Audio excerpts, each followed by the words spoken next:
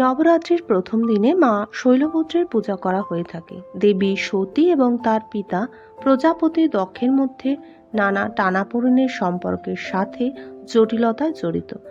যখন দক্ষ একটি যজ্ঞের আয়োজন করেছিল কিন্তু ইচ্ছাকৃতভাবে সতী এবং ভগবান শিবকে বাদ দিয়েছিলেন, তখন সতীর যোগদানের আগ্রহের ফলে এক দুঃখজনক ঘটনা ঘটে গিয়েছিল।